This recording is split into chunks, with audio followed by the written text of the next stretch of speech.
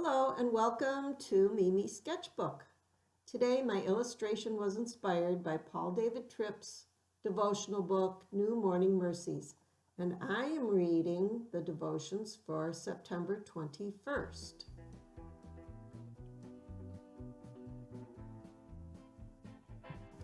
And these are the beautiful, fragrant flowers of a mock orange shrub.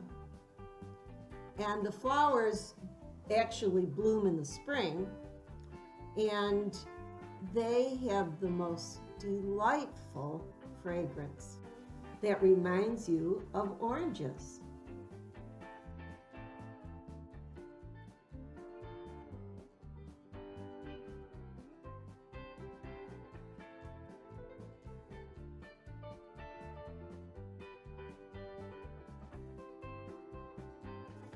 Many years ago, I planted a mock orange bush in my yard, but the place that I planted it has gone from sunny to shady over the years as the trees around it have grown taller and have created a canopy over the top of the mock orange bush. And the mock orange needs sunshine in order to flower. And the blooms have dwindled along with the sunshine.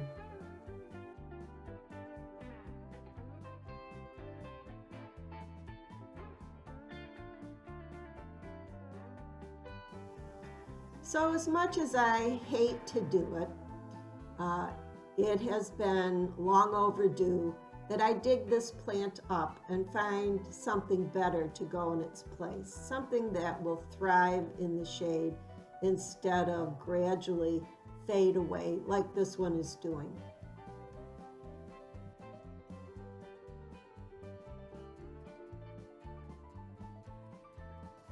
So as the temperatures have gotten cooler, I decided a few days ago it was a good time to start to dig this shrub up. And my intention was to try and keep as many roots intact so I could transplant it to a sunnier spot. But sometimes things don't work out as we plan, do they? And when I started going in there to dig it out. Now I say going in there because there's a bunch of other established shrubs all around it. And I kind of have to force my way in and feel my way in with my feet because there's ground cover and big shrubs, and it's a bit of a battle just to even get an area cleared out around the base of the shrub so I could start digging. So the first area where I started digging, the soil was so compacted, I literally had to chop out clods of soil, and then discovered the remains of an old rotted out root system of a big elm tree that used to be there. And I know that there were animals burrowing in that area because I could see little animal holes where I'm not sure what they are, if they were chipmunks or voles or who knows, but they were smallish. I just knew I could handle those if I ran across some, but I just didn't want to run into any bees. And over the years, I've had 3 encounters with ground bees that have made hives in the rotten stumps and roots of trees in my yard.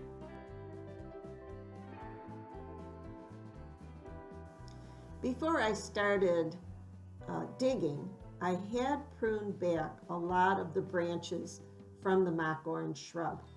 But even so, the branches that were left were just poking me and getting in the way, and it was really making it even more difficult to dig around the shrub. At this point, I realized I wasn't going to be able to save the plant, so I just cut those remaining branches right to the ground. I finally got a good amount dug out on one side and decided to attack it from another angle. And I soon discovered this backside was filled with rock and stone. At one time, it must have been where somebody threw all the rocks they wanted to get rid of. And every time I put my shovel in the ground, the blade would ping on another stone. And each and every one of those stones had to be pried up with the tip of my shovel and then use the shovel as a lever to lift it up so I could get under it and drag it out.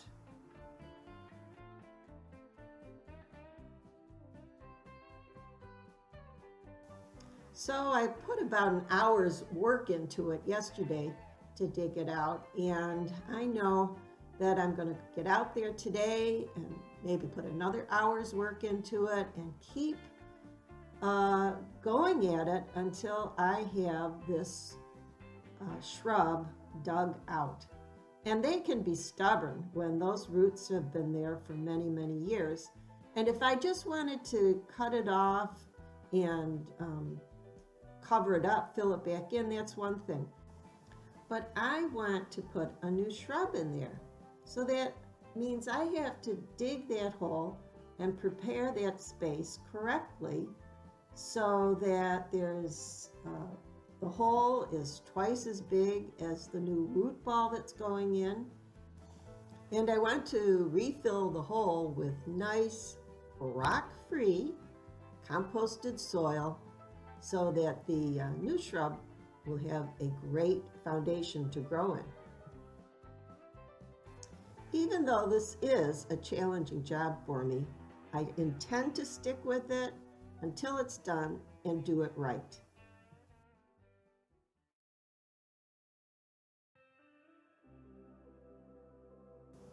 Today in his devotion, Paul Tripp sends us over to Philippians 2, 1 through 18. And this whole section is very powerful. But I have, over the years, especially loved this one section that says, continue to work out your salvation with fear and trembling, for it is God who works in you to will and act according to his good purpose. And these words were particularly encouraging to me at a time in my life when I was really struggling.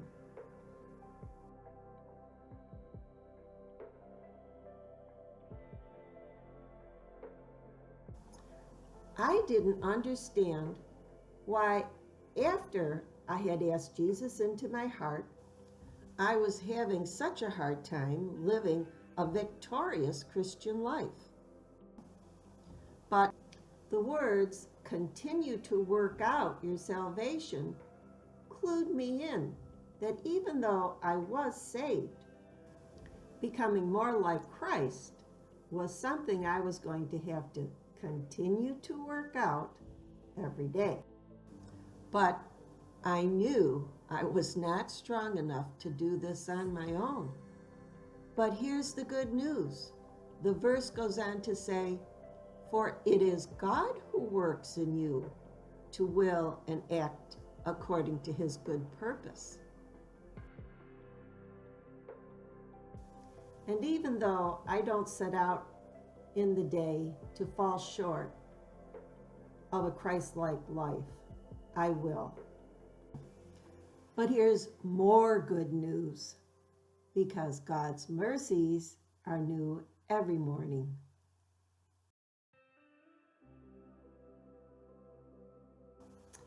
Even though digging up that mock orange root ball is a challenge to me, I am not going to give up.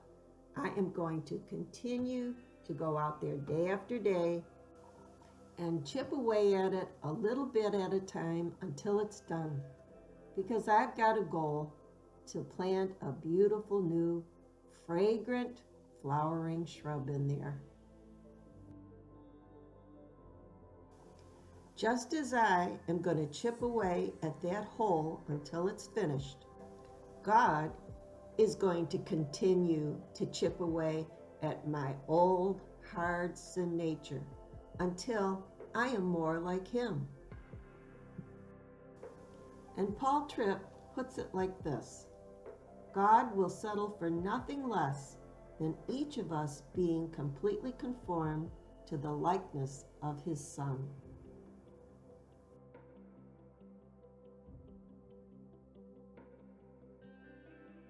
So thank you for joining me today at Mimi's Sketchbook. I hope this has been an encouragement to you, and if it has, could you please give it a thumbs up, subscribe, and maybe share this with someone else, and in that way, YouTube will help us share the good news. So thank you, and God bless.